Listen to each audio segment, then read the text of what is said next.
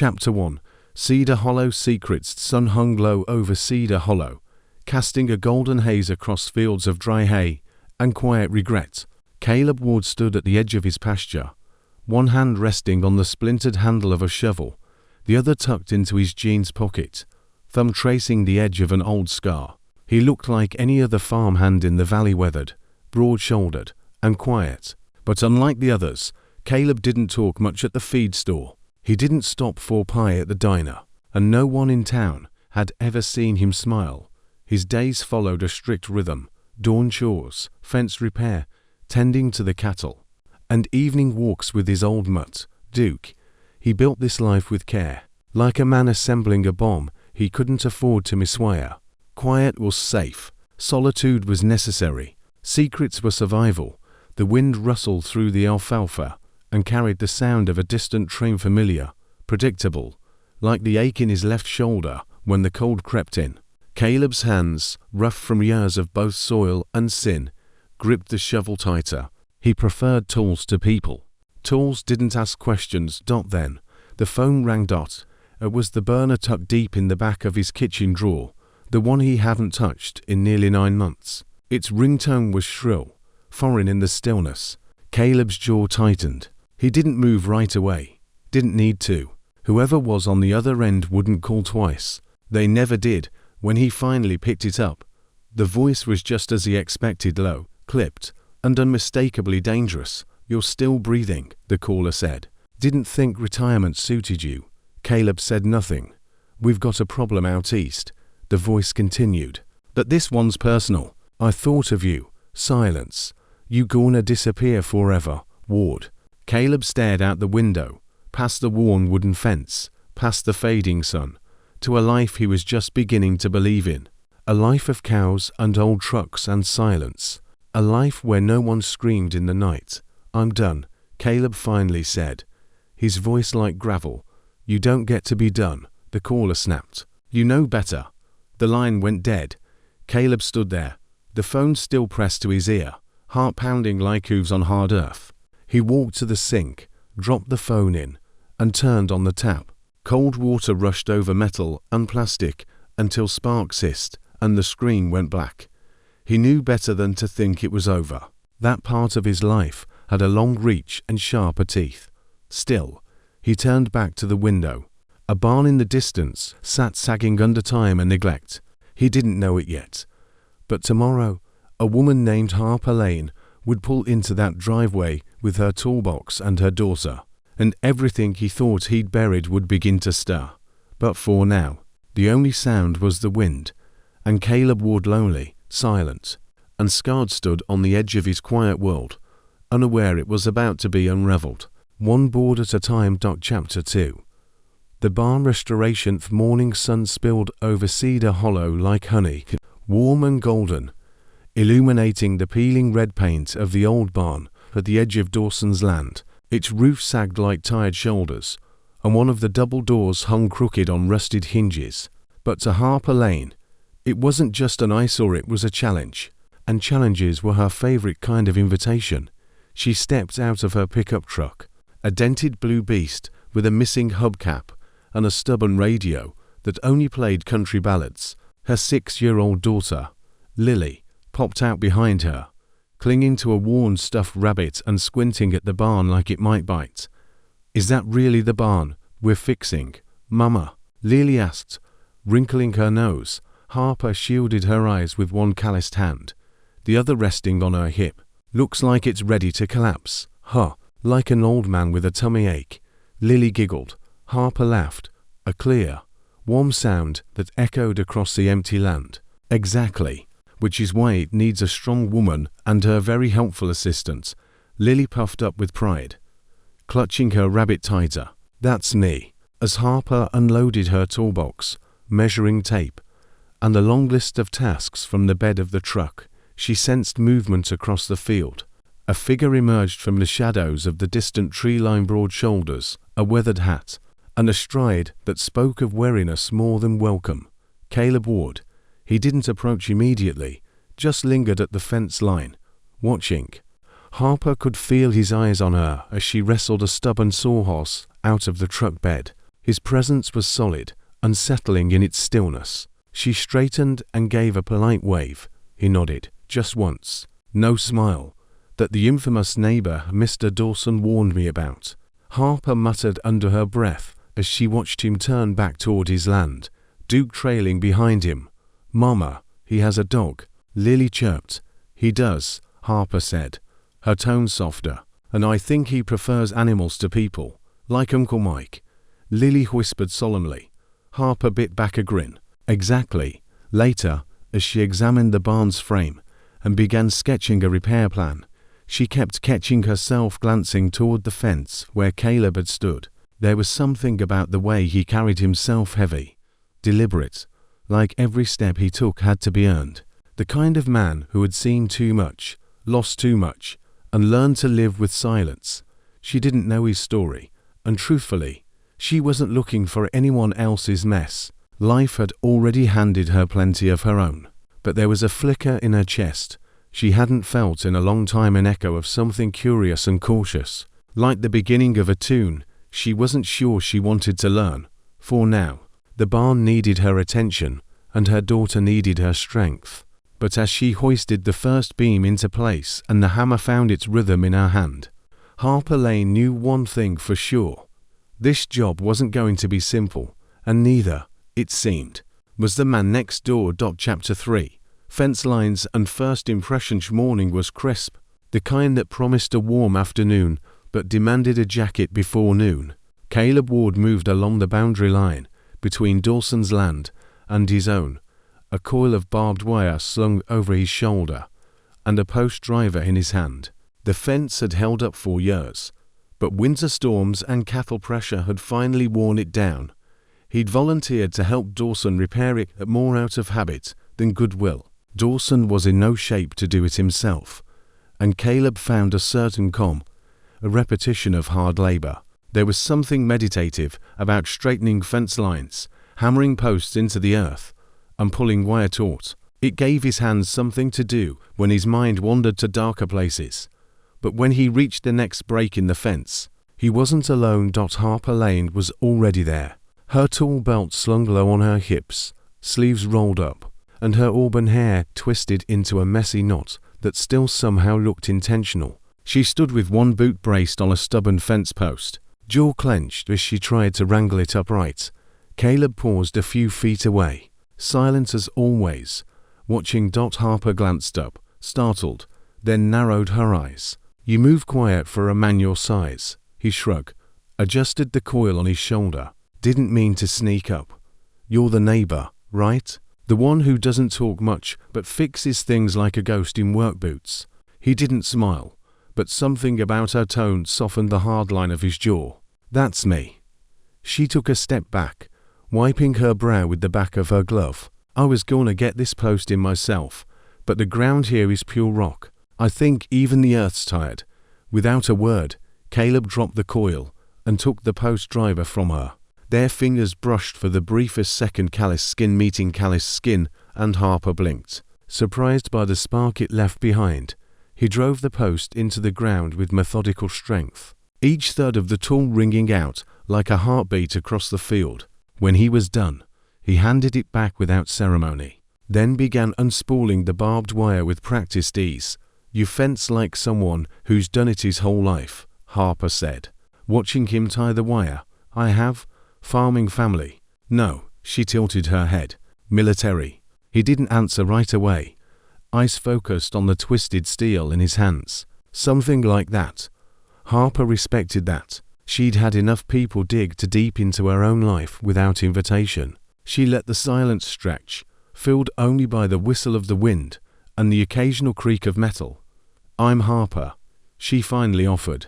Harper Lane, Caleb, no last name. Doesn't matter much out here. She let out a quiet chuckle. Fair enough. They worked in unspoken tandem for the next hour, falling into a rhythm that surprised them both. She passed tools without being asked. He adjusted posts without correcting her measurements. It was easy. Not friendly, not yet, but not unfriendly either. When they paused for water, Harper leaned against the fence and watched a hawk circle overhead. Do you always work this quietly? she asked. Caleb took a sip from his canteen. People talk too much, and you don't. He looked at her then, really looked at the smudges of sawdust on her cheek, the stubborn determination in her eyes, the steel underneath the softness. I listen.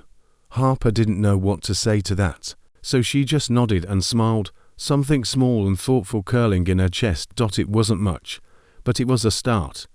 Chapter 4. Of Hammers and Horses. The morning sun filtered through clouds, soft and golden, warming the dew-kissed grass as Harper Lane wrestled with a heavy plank inside the barn. Her shirt clung to her back, damp with effort, and sawdust clung to her jeans like a badge of honor. She cursed under her breath as a bent nail refused to cooperate. Language. A small voice piped up behind her. Harper turned, startled. Lily, you're supposed to be coloring by the truck. I was, but I saw something. Her daughter pointed across the field, toward the fence line, where it bordered Caleb Ward's property. A horse. Harper wiped her hands on her shirt. That's not our land, baby. But the gate was open, Lily said innocently, her feet already pivoting toward the open field. Harper's breath caught. Lily, wait. But her daughter was already trotting through the tall grass, legs moving as fast as her excitement would carry her. Harper dropped her hammer and sprinted after her. By the time she caught up, her heart racing, she found Lily frozen in awe. A chestnut mare stood just a few feet away, her coat gleaming in the light, ice calm and intelligent, and beside her, one hand gently stroking the horse's neck, stood Caleb. He didn't seem surprised to see them. She came through the broken section in Dawson's fence, he said, his voice low. I was guiding her back. Harper exhaled, half relief, half embarrassment. I'm so sorry. I didn't know. Lily would no harm done, he interrupted softly. Lily took a cautious step forward. What's her name?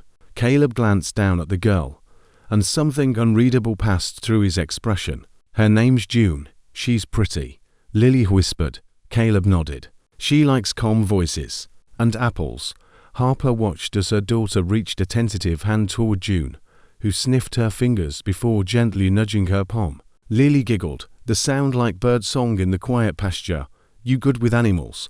Caleb asked, his gaze on Lily, but the question meant for Harper.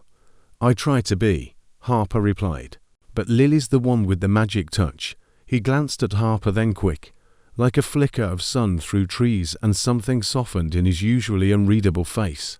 Takes a kind heart to earn a horse's trust. Harper wasn't sure how to respond to that.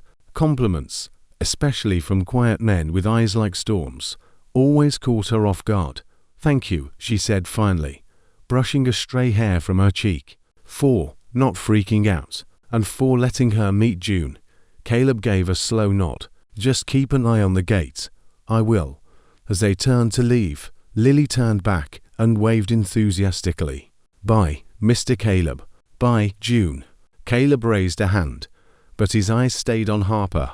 Just a second longer, back at the barn. As Harper picked up her hammer again, her hands trembled slightly, not from exertion, but from the unexpected glimpse into a quieter, gentler world, one where her daughter laughed freely, and a man with a dangerous past gently held a horse and looked at them like maybe, just maybe, he belonged there too. She didn't dare think too hard on it, but for the first time since arriving in Cedar Hollow, Harper felt something shift, like maybe this town and this man weren't so distant after all. Chapter 5. A shared lunch. A shared silence by noon. The sun was high and unrelenting, baking the barn roof and casting long shadows across the surrounding pasture. Harper wiped her brow with the back of her arm, then stood with a groan, stretching her aching back. The work was slow, replacing beams, reinforcing joists, but honest, rewarding even. Still, her stomach growled in protest from the corner of her eye. She noticed movement by the fence line. Caleb Ward, silent as ever, was finishing his own task, a section of fence he'd been working on for the better part of the morning. He moved like someone who didn't need praise, who found his peace in doing, not saying.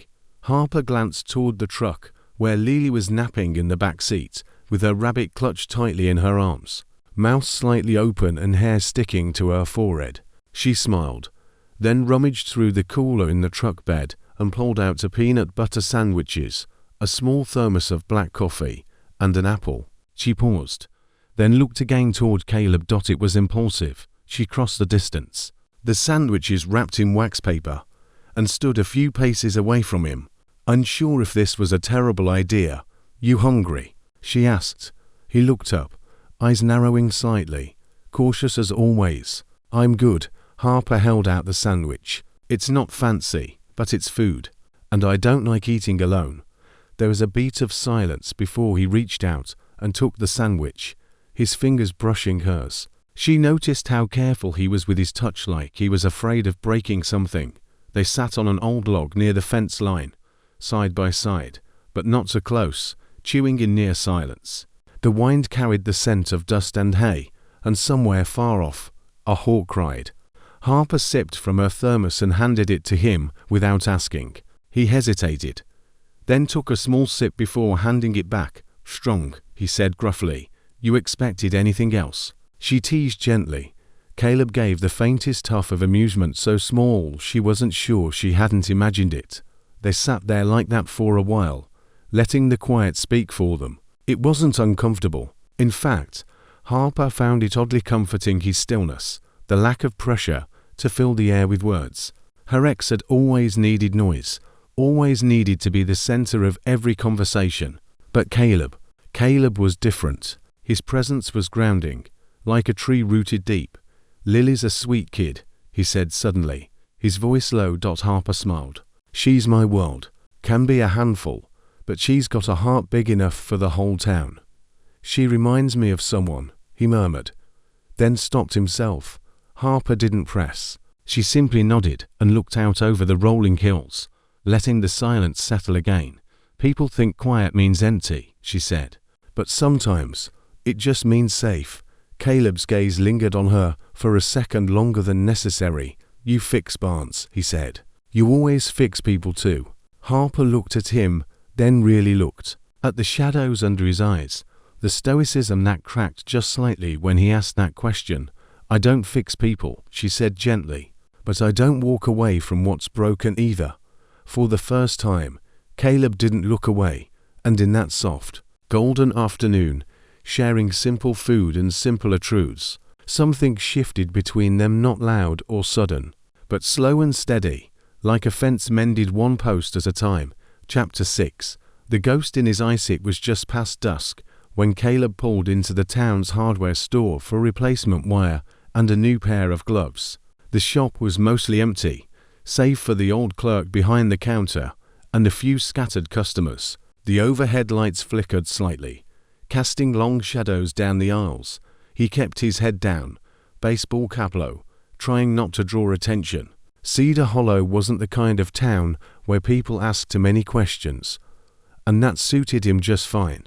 He didn't shop often, and when he did, he made it quick. But as he turned the corner toward the fencing supplies, he froze. A man stood near the aisle end, stocky, with a faded leather jacket and eyes that flicked too quickly around the room. The kind of man who didn't look like he belonged in a town like Cedar Hollow. Caleb recognized the type instantly because he'd once been that type too. The man looked up. Their eyes met. Recognition flared like lightning. Caleb turned away, pulse suddenly quickening.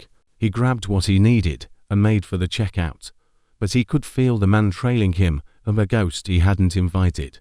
He paid in cash, nodded once at the clerk, and headed for the exit only to hear footsteps behind him. "Caleb Ward," the man said, his voice low, edged with familiarity. "Didn't expect to see you in a place like this. Hell, didn't expect to see you at all."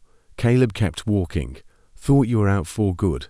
The man continued, now just a few feet behind. "Or dead. You vanished like smoke.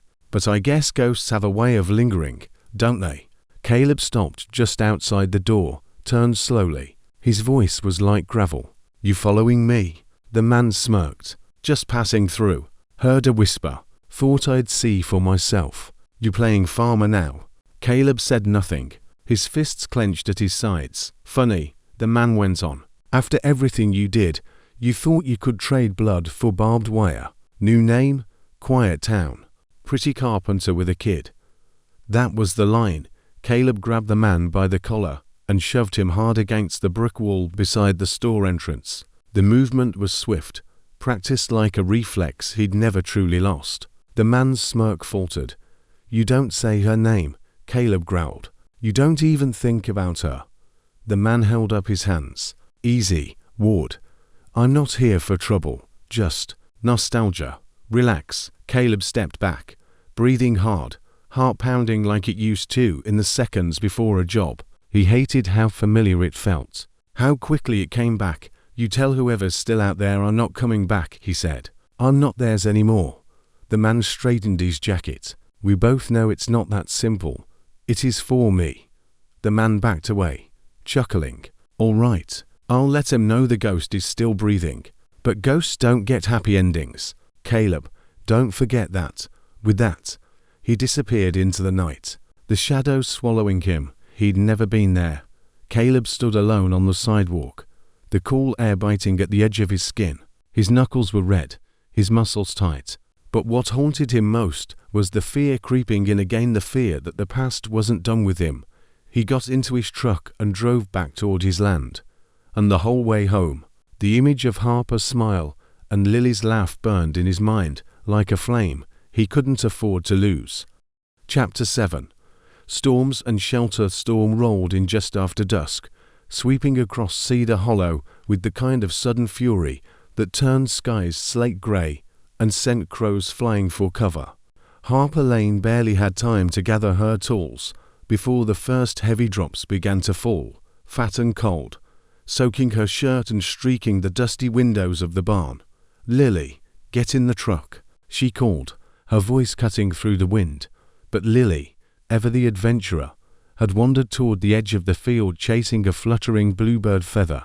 Harper dropped her hammer and sprinted, slipping on the wet grass, heart thudding as thunder cracked overhead dots by the time she scooped Lily up in her arms. The rain had become a curtain, and visibility vanished in a sheet of grey. The truck was too far, the barn too exposed. Then, through the mist and trees, she saw the faint glow of a porch light, Caleb's cabin. She didn't hesitate. Clutching Lily close, she ran, her boots sloshing through the mud. Lightning arced across the sky just as she reached the porch. Before she could knock, the door creaked open. Caleb stood there, rain dripping from his hat, eyes narrowed at the storm, then widening slightly at the sight of Harper and Lily soaked through. Trembling, without a word, he stepped aside. Inside, the cabin was simple wood-paneled walls, a stone fireplace, and the faint scent of cedar and old books. A fire crackled in the hearth, and Duke wagged his tail lazily from the worn rug. Caleb disappeared briefly, returning with 2 towels. He handed one to Harper, then knelt to wrap the other around Lily. "You all right, kid?" he asked, voice low. Lily nodded. "Just wet. You and me both," he said, and she grinned. Harper peeled off her damp jacket and rubbed her arms, shivering. "I didn't mean to intrude. The storm just came out of nowhere." He nodded toward the fire. "You're not intruding. Sit." She hesitated, but the warmth was too tempting.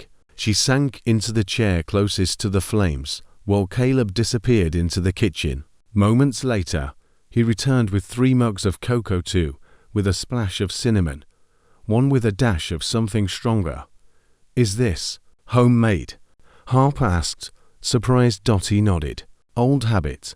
They sipped in silence, listening to the rain batter the windows. Lily curled up on the couch, cocoa in hand, her head resting on Duke's flank like it was the most natural thing in the world. Harper glanced at Caleb. In the firelight, he looked softer, younger somehow. The hard lines of his face flickered with shadow, but there was peace there too. She studied him quietly, wondering how a man so tightly wounded could be so gentle with a child, so considerate in a storm. "I don't usually accept help," she said softly. "I don't usually offer it," he replied. She smiled at that outside. Thunder rolled again, but the tension in her chest had begun to fade. Inside this small, warm cabin, with her daughter dozing beside a kind old dog, and a man who spoke more with silence than words, Harper felt something unexpected. Safe. Not just dry. Not just warm. Safe. And as she glanced at Caleb one last time, sipping quietly from his mug, she wondered if maybe the storm hadn't blown them off course at all. Maybe it had delivered them right where they were meant to be. Chapter 8. Confessions over Camfrest. The storm had passed by morning, leaving behind a sky scrubbed clean and air laced with the scent of damp earth and pine. The sun dipped low again that evening, casting long amber streaks across Caleb's back porch, where he had started a small fire in the rusted ring just beyond the edge of the trees. Harper sat in a lawn chair, her legs curled beneath her, a soft blanket draped over her shoulders.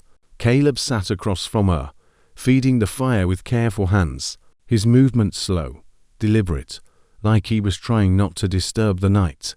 Lily had already gone to sleep inside the cabin, curled up on the couch, with Duke watching over her like a sentry. Harper had offered to leave, had said it was too much to impose another night. Caleb had only shrugged and said, "You're not," before lighting the fire and handing her a cup of tea. Now, the crackle of flames filled the silence between them, but it wasn't awkward. It was the kind of silence that felt earned, like neither of them had to fill it just to prove they were okay. "I used to build these with my dad," Harper said, her voice soft. "Campfires. We'd go up into the hills when I was little. He always brought a harmonica. He couldn't really play, and burned the hot dogs every time." Caleb looked up, a faint smile ghosting his lips. "Sounds like a good memory. One of the few," she admitted, staring into the flames. "He left when I was 12. After that, it was just me and Mom, and eventually Lily." There was no pity in Caleb's eyes, just understanding. He nodded once, quietly. "You ever been married?" she asked, curious but cautious. "No," he said simply. "Kids?" "No." Harper nodded, grateful he didn't lie. "But you've lost people." His gaze flicked to the fire, the flames reflected in his dark eyes, like distant memories. "To many," he said, the words barely more than a breath. "In ways that don't leave marks you can see. The kind of loss that crawls under your skin and makes a home there." Harper swallowed hard. "War." His jaw twitched. "Something like that." She didn't press. She didn't need the details. She saw it in the way he moved, the way he never let his back face a doorway, the way he paused a heartbeat longer before speaking, as if weighing each word for danger. "You're not what I expected," she said after a moment. "What did you expect?" "Someone colder," she admitted. "Someone who wouldn't give my kid hot cocoa or let her fall asleep on his couch." He looked over at her then, his expression unreadable.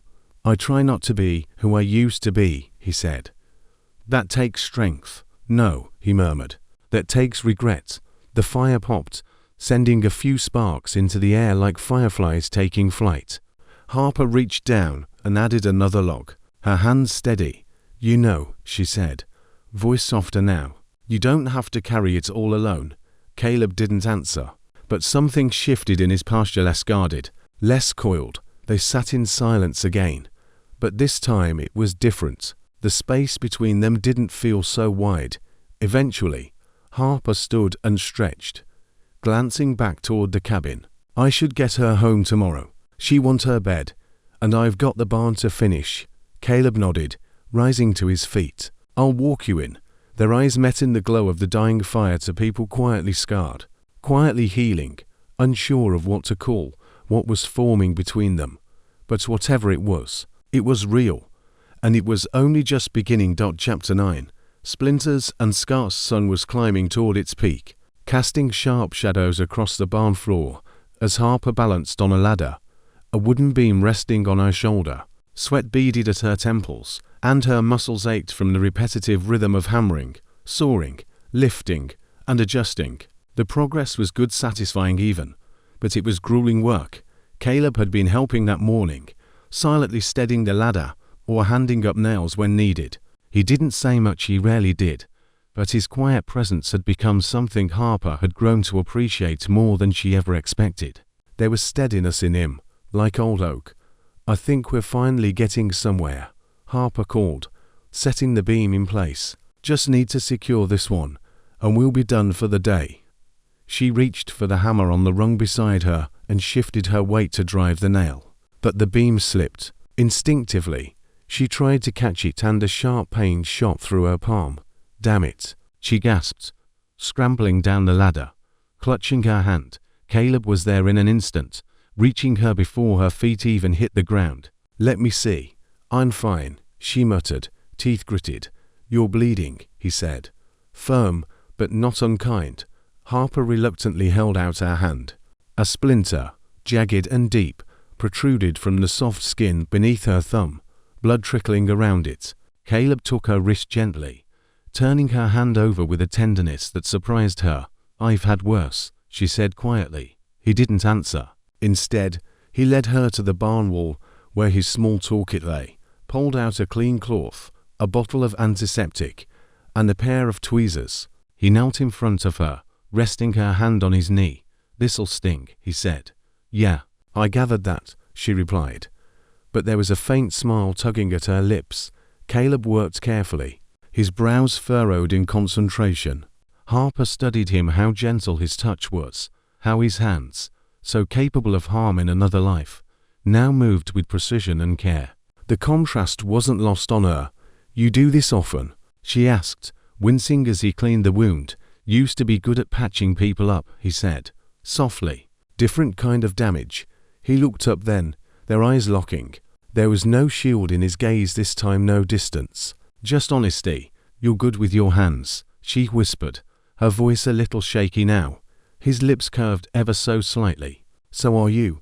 He wrapped the cloth around her hand, tying it gently, as if afraid he might hurt her again. Then he stood, offering his hand to help her up. She took it. For a moment, they stood too close, breathing the same barn-dusty air, the hush between them louder than any word. "You don't have to do all of this alone, Harper," he said quietly. "You don't have to be strong all the time." The words hit her in a place she hadn't known was aching. She nodded, unable to speak. As the day wore on, they returned to work, her bandaged hand tucked gently against her chest, his presence closer than usual, always near without pressing. Something had shifted between them in that quiet injury. Not love, not yet, but something like trust. And that was enough for now. Chapter 10.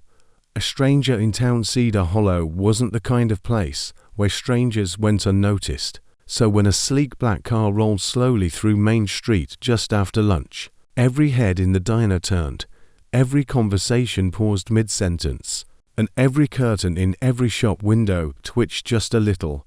Caleb Ward saw it, too, through the dusty window of the feed store, where he'd gone for a bag of seed and the box of nails. The vehicle didn't belong. It was too polished, too quiet, and the man who stepped out of it looked even more out of place. Sharp suit, cold eyes, that city edge that had no business being this far out into nowhere. Caleb's heart dropped into a slow, steady drumbeat. He stepped out into the sun, his instincts already firing. The man turned, scanned the street, and when his gaze landed on Caleb, he smiled. It was the kind of smile that meant trouble. "Ward," the man said, as if they were old friends meeting for coffee instead of former colleagues on opposite sides of something dangerous. "Didn't think I'd find you all the way out here." "You didn't," Caleb said evenly. "Now leave." The man chuckled, still direct. "I admire that. But see, I didn't come all this way just to say hello. I came to deliver a message." Caleb didn't move, but every muscle in his body was taut. "They want to know why you're still breathing," the man said, stepping closer, lowering his voice. "You walked away, Caleb. You left a trail that's getting harder to ignore. And now, you've got a sweet little setup here. A quiet town, a woman, a kid." Caleb stepped forward, his voice low and lethal. "You don't talk about them." The man's smile didn't fade, but his eyes flickered. "I'm not threatening them. I'm reminding you who you are. You think you can disappear into wood and hay and fresh air. You think you get a clean slate." Caleb didn't blink. "I think you're wasting your time." The man slipped a card into Caleb's shirt pocket. "They won't forget you, Ward. And they don't forgive." With that, he turned and walked back to his car, the door shutting with a dull thud. The engine purred to life and rolled down the road, Like nothing had happened, Caleb stood on the sidewalk, breathing slowly, eyes narrowed against the sun. The card in his pocket burned like acid. He didn't need to read it to know what it said. That night, he didn't go back to the cabin right away. He drove instead to the edge of town, where the hills met the forest, where no one could hear him curse the ghosts of a life he'd buried deep. He thought of Harper, of Lily's laughter echoing in his kitchen, of sawdust and cocoa and the softness creeping into his heart like spring thaw after a long, brutal winter.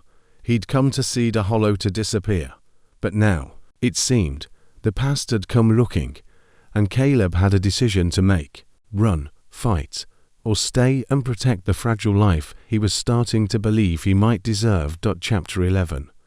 Lily's lost tooth, and other little miracles. Morning sun spilled golden light through Harper's kitchen window as she packed Lily's lunchbox, slipping in a note with a wobbly heart drawn next to the words "Be kind, be brave, be you." Outside, birds chirped and a breeze danced through the wind chimes hanging from the porch. It should have felt like any other school day, except Lily was practically vibrating with excitement, bouncing from one foot to the other, her hand pressed tightly against her cheek. Harper turned from the counter and arched a brow. "Okay, Peanuts, what's going on? You look like you've got bees in your socks," Lily beamed, then opened her mouth wide. "My tooth, it's loose, Mama, look." Harper bent down, inspecting the tiny wiggling incisor with mock seriousness. "Oh no, emergency. We've got a tooth on the run," Lily giggled. "Can I show Mr. Caleb before school, please?" Harper hesitated just a second, but how could she say no? Minutes later, Harper and Lily pulled up to Caleb's cabin, the tires crunching softly on the gravel.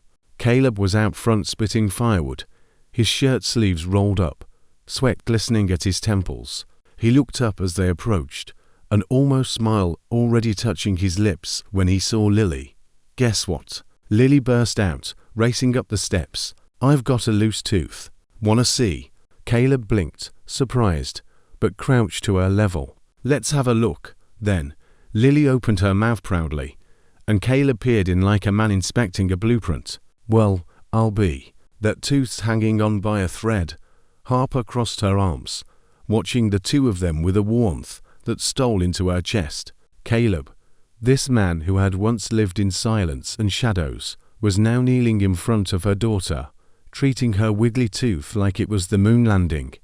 "Is the tooth fairy real?" Lily asked suddenly, looking between the two adults. Caleb leaned in, voice low and conspiratorial. "I've never seen her, but I've heard she pays extra if you brush twice a day." Lily's eyes widened with wonder, and Harper stifled a laugh. Later that evening, after school and homework and macaroni shaped like dinosaurs, Harper and Lily returned to Caleb's for a quick visit. Lily insisted it was for Duke, but Harper knew better. As they chatted on the porch, the sunlight slipping into twilight, Lily wiggled her tooth one final time and, with a tiny gasp, it came free, right there in Caleb's hands. "I did it," Lily squealed. "I lost it." Caleb reached into his back pocket and, to Harper's amazement, pulled out a small glass jar. "Figured it might happen soon. You'll need a safe spot to keep it till the tooth fairy comes." Harper stared at him, touched beyond words. "You really had that ready?" He gave a modest shrug. "I like to be prepared."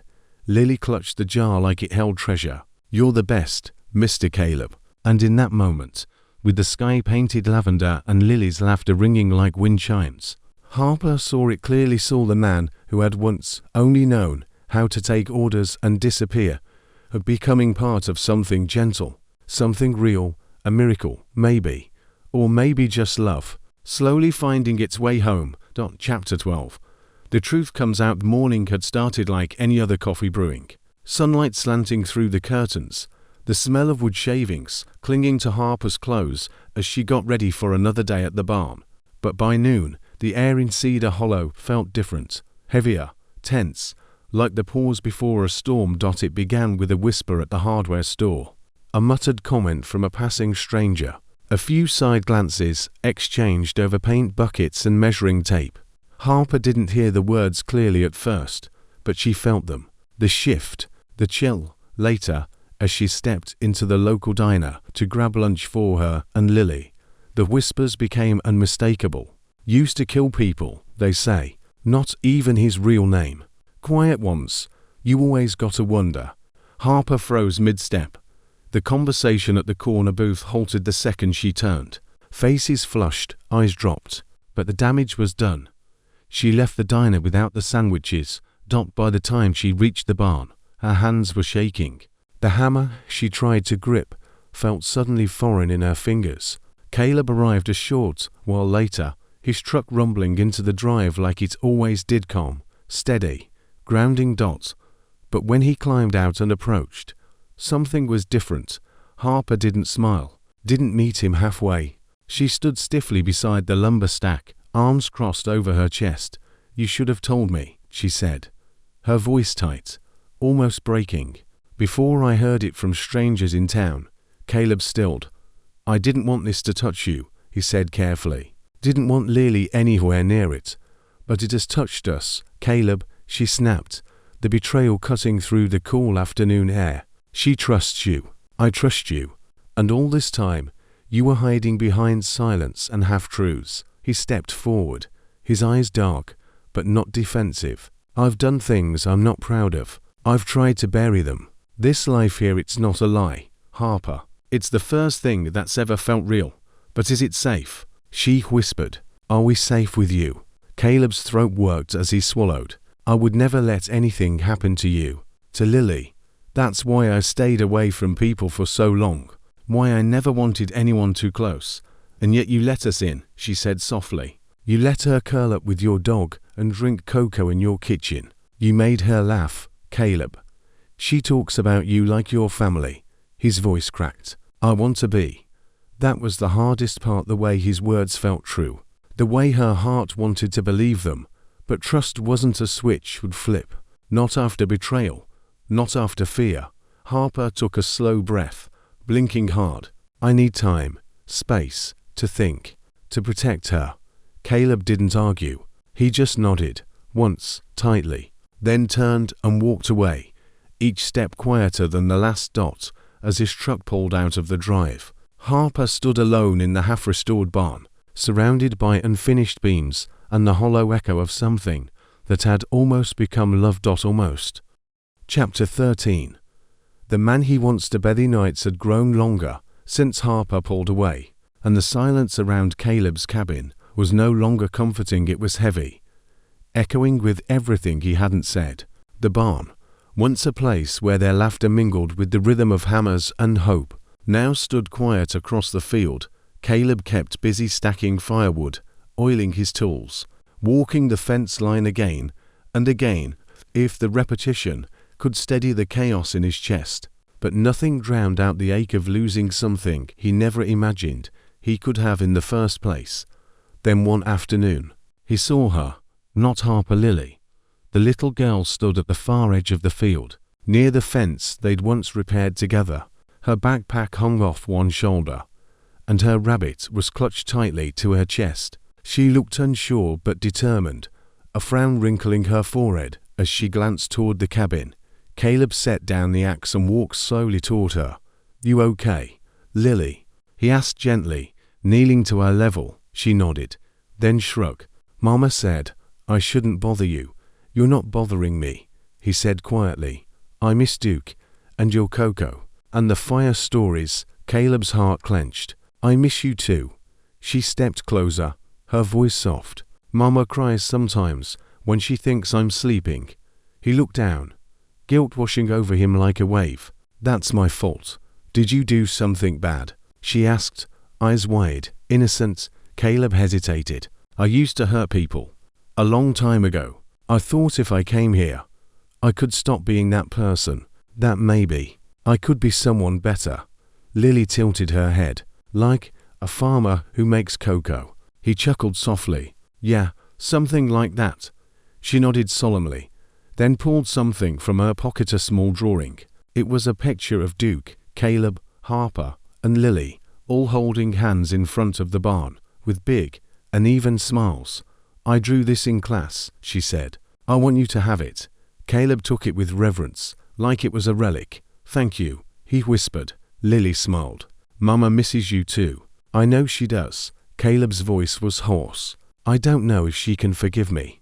"She can," Lily said simply. "But you have to fix it." He looked at her, this little girl with her brave heart and wise eyes, and something inside him clicked into place. He couldn't undo the past, couldn't erase the scars, but he could show Harper the man he was now, not just with words, with truth, with action. With love. That night, Caleb sat under the porch light with Lily's drawing in his hands and a heart finally ready not to disappear, but to stay. To fight for the life he'd only just begun to believe he might be worthy of. Chapter 14. Fixing fences. Sky was streaked with the soft blush of early evening when Caleb crossed the field toward the barn, Lily's drawing tucked carefully into his jacket pocket. The fences between their properties had been mended weeks ago, but tonight he was there to fix the ones between hearts fragile, invisible, and far harder to rebuild. Harper stood inside the barn, wiping sawdust from a plank with slow, distracted movements. She hadn't seen him yet. The light caught in her hair, and even with the tension carved deep between them, Caleb felt the familiar pull in his chest, the quiet awe of a man who'd found something precious in the unlikeliest of places. He cleared his throat gently. She turned, startled. The guarded look in her eyes sliced through him, but she didn't walk away. "I got a visit today," she said softly, before he could speak, from a little girl with stubborn boots and an even more stubborn heart. Caleb's lips curved faintly. "She doesn't give up easy." Harper nodded, but her expression was unreadable. "She also said you used to hurt people, and that now you're trying to be someone better." Caleb stepped forward, but kept his distance. "It's true, all of it," she swallowed, folding her arms. "Then say it. Not what you think I want to hear. The truth." He nodded slowly. "I wasn't just a man with a dark past, Harper. I was the dark, paid to erase people, cleanly and without questions. It started as survival, then it became routine, and I hated it. Every joke chipped away at me until I didn't recognize what was left." He paused, breath-catching. "Then I got out, disappeared. I found this place, and then I found you, and Lily, and suddenly, for the first time in years, I didn't feel like a ghost anymore." Harper's eyes shimmered, but she said nothing. "I know I should have told you," Caleb continued, voice rough. "I was scared that the truth would make you run, that you'd never look at me the same way again."